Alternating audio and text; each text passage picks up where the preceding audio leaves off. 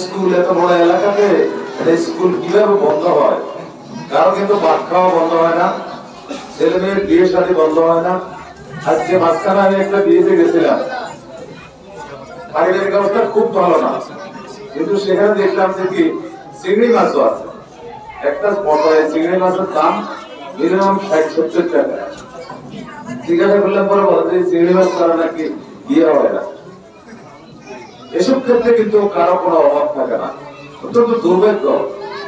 আপনারা জানেন বর্তমান মোহাম্মদপুর এবং সরকার ইউনিয়ন, চরবাটা ইউনিয়নের অন্তর্ভুক্ত ছিল। 17 নম্বর চরবাটা ইউনিয়ন ছিল। যাদের কম বয়স তাদের জানার কথা না, 1973 সাল পর্যন্ত এটা বৃহত্তর চরবাটার অংশ ছিল। যে ইউনিয়নের চেয়ারম্যান ছিলেন আজকে চরবাটার দিকে তাকাইলে, চরবাটার মোহাম্মদপুরের দিকে তাকাইলে আপনি একটু কম্পারিজন করেন, তুলনা করেন যে মোহাম্মদপুরের অবস্থা এটা হবে কেন? মানুষ চরবাটাতে যেগুলো ছিল ওরা আছে, এখানে মোহাম্মদপুরে যারা ছিল তারাও আছে, বা তাদের অলি ওয়ারিসরা আছে। এটার অবস্থা এইভাবে কেন? ওই চরবাটাতে তো কোনো স্কুল বন্ধ হয় না, আমাদের এখানে বন্ধ হবে কেন? আমরা কি এতই গরিব? বলেন, আমরা কি এতই গরিব? আমরা নিজের মনের থেকে গরিব বলা কি? গরিব আমরা যদি সালমান রহমান সাহেব তুলনা করেন, আমরা সবাই গরিব, কিন্তু আমরা কেউ গরিব না। আমাদের পরিবার চলে, কেউ হয়তো কষ্টে ক্লেশে চলে, কারো হয়তো আর্থিক অবস্থা ভালো, কারো অনেক ভালো, কিন্তু মন সবাই যদি এক সময় ভালো মন হয়, যে কোনো কিছু করা সম্ভব। আমি আপনাদের অনুরোধ করবো, এটা অত্যন্ত লজ্জাস্কর এই স্কুলটা বন্ধ হয়ে গেছে। আমি আরো একটা সরবটা ইউনিয়নে আরেকটা বন্ধ স্কুল চালু করে আসছি জানুয়ারি মাসে। সেখানেও এই আপনাদের মতো সবাই একত্র হয়েছে, হওয়ার পরে আমি বললাম কেন বন্ধ হয়েছে, এই কথা এগুলো ঘুরে গেলে তারা অর্ডার করছে কি না আমরা আর বন্ধ হইতে দিব না। কারণ দূর থেকে আপনাকে কয়জন আসি সাহায্য সহযোগিতা করবে, নষ্ট হইলে আপনার ছেলে মেয়ের ভবিষ্যৎ নষ্ট হবে, অন্যদের তো কিছু আসবে যাবে না। দায়িত্ব আপনাদেরকে নিতে হবে। আজকে এনামুল মঞ্জুর তিনি দায়িত্ব নিচ্ছেন যে এমপিও হওয়া পর্যন্ত উনি শিক্ষকদের বেতন দিবেন, অন্যান্য খরচ চালাবেন। কেন আপনারা তো সাথে সাথে বলতে পারেন যে না আপনি একা দিবেন কেন, আমরাও দিব, পারবেন না আপনারা দিতে? 10 টাকা করে দেওয়ার কি সক্ষমতা নাই আপনাদের? বলেন না কেন? হ্যাঁ, এখন চা কেন দাম 10 টাকা? কারণ ছেলে মেয়ে পড়বে, অনেকের ছেলে মেয়ে হয়তো স্কুলে পড়ে না, কিন্তু আমরা এলাকার যারা আছি সবাই মিলে যদি এই প্রতিজ্ঞা করি যে আমরা সবাই মিলে যার যেভাবে সম্ভব, আর্থিক, শারীরিক, মানসিক যে যেভাবে সম্ভব আমরা সহযোগিতা করবো, আমরা আমাদের এলাকার স্কুল বন্ধ করতে দিব না। এলাকাবাসী, আমি এটা আপনাদের উদ্দেশ্যে বলছি, যদি প্রাইমারি স্কুল ভালো না চলে, হাই স্কুল ভালো চলবে না। হাই স্কুল যদি ভালো না চলে, কলেজ ভালো চলবে না। কারণ স্কুল কলেজ প্রতিষ্ঠানের খোরাক হলেও ছাত্রছাত্রী। এখন দেখা যায় যে আপনি মাদ্রাসায় পড়ান, এটা শুনলে উত্তর আছে হয়তো মনে কষ্ট নিবে, মাদ্রাসায় তো আল্লাহ রাস্তা পড়ায় না, পড়ে না। আমি দেখি আমার বাসার পাশে 2-3টা একদম ঘেঁষাঘেঁষি 2-3টা মাদ্রাসা হয়ে গেছে। এক ইফতার দাওয়াতে গেলাম আমি, আরে বাবা কি আলিশান কাজ কারবার, 4তলা বিল্ডিং ভাড়া নিয়ে। আমি জিজ্ঞেস করলাম হুজুর কিভাবে চালান? যে বেতন 300 থেকে 500 টাকা বেতন, ছাত্রছাত্রীদের বেতন 300 থেকে 500 টাকা। আর এখানে তো আল্লাহর রাস্তায় পড়া, তারপরে আমরা তো আমাদের বন্ধ হবে। দয়া করে প্রতিজ্ঞা নেন যে আমরা স্কুল চালাবো, প্রয়োজনে আরো স্কুল করবো। প্রাসঙ্গিক আমি এটুকু বলি, আমাদের উপজেলা নির্বাহী অফিসার মহোদয়, আমাদের দুর্ভাগ্য এবং সৌভাগ্য, উনি সুবর্ণচর থাকতে এখান থেকে প্রমোশন নিয়ে 3 লক্ষ করে এডিসি হিসাবে জয়েন করবেন। হয়তো কাছাকাছি সময় আমরা আবার পাবো তাকে আরো উচ্চতর পদে নোয়াখালীতে।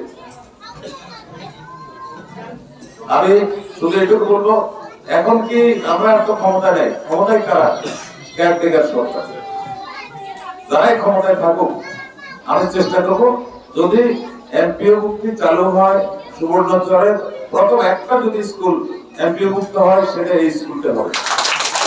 কারণ এখানে যে অবকাঠামো এখানে যে অবকাঠামো এবং যে জায়গা এবং যে সুন্দর পরিবেশ সারাটি বলতেছিলেন কি সুন্দর পরিবেশ, এই পরিবেশ অন্যান্য অনেক স্কুলে নাই। সেই ক্ষেত্রে আমরা প্রাধান্য দিয়ে এটা করি। আপনাদের আমি অনুরোধ করি স্কুলটার দিকে খেয়াল করেন। ছেলে মেয়েগুলো রাস্তাঘাটে যাবে, বকাটে হয়ে যাবে, এমনি এলাকার একটা বদনাম আছে, মনে করতে নিয়ে না আছে না? হ্যাঁ, সবাই তো করে না, কিছু কিছু লোক। আর এই যে নেতৃত্ব তৈরি করার সময় আপনারা ভুল করেন না সঠিক করেন আমি জানি না, তাহলে এরকম কারণে বানান যারা কোন তিনটা মিডিয়া বুঝে না, যে গান একটা গায় না পাগলা তিনটা মিডিয়া বুঝে না, পাগলা রাতে জিলাপি দিও না, এমন লোকদেরকে বানান তারা যা পায় তা খেয়ে দেবে। ওদের স্কুল কলেজ মাদ্রাসা এগুলোর জন্য তাদের কোনো দরদ নাই। এটা ব্যতিক্রম ছিল এনামূলক। এখন যে বললেন এনামূলক, আমি দেখছি কি এলাকার ইউনিয়নের যত উন্নয়নমূলক কাজ আসতো ম্যানেজ করে বেশিরভাগ গুলো বিভিন্ন প্রতিষ্ঠানে দিয়েছে। চাল চুরি, গম চুরি এগুলা দরকার হতো না, প্রজেক্ট চুরি গুলো দরকার হতো। আমরা অবশ্যই যদি আমাদের সুযোগ হয় আমরা সেই বিষয়ে আমরা খেয়াল রাখবো, আপনারাও খেয়াল রাখবেন।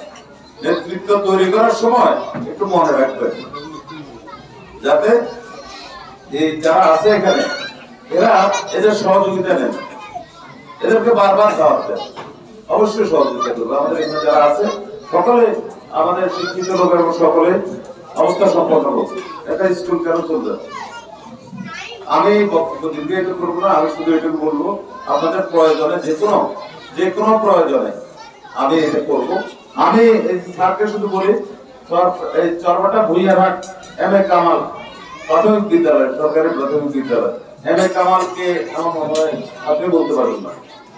এম.এ. কামাল নোয়াখালী জেলা প্রশাসক ছিলেন। চর মসজিদ যখন নতুন হয়, চর মসজিদের পুরা চর মসজিদটা ছিল 1 নম্বর রাষ্ট্রপতি জমি।